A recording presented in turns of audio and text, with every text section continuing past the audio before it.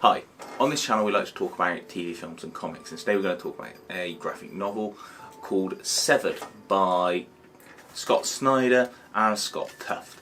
This is a sort of one-off graphic novel that is about a young man who runs away from home in sort of the, what year is it? I think it's 1916, and he goes on a quest to kind of find his dad, who he understands is some sort of wandering minstrel.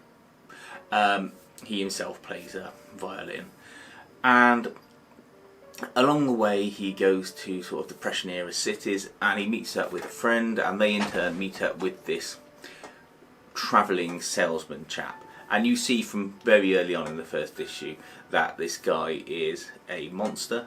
He's got like sharp teeth, he wears false teeth, and he cannibalises people on the roads. He takes them under their wing, and you see this sort of tension and horror building as he kills various people, not going to spoil it too much, and lures him into his web further and further and further. It's got good art in it, it's really sort of visually creative, and it makes you feel sort of the tension and the horror and the atmosphere of that time period. It's really well written, it's a real page turner. You can sit there and quite easily read it in one session, not because it's sparse of writing, but because it's written in a sort of natural way that feels easy to read. And it's got sort of good twists and turns in it. I like the monster in it as well. You can feel that it's something that could be made into a very easy film, you know, a sort of 80-90 minute film that would find its place on streaming, particularly as they're making all these things on Netflix, like those Stephen King adaptations, and that one where they're in tall grass, and that other one where they have the rats and stuff.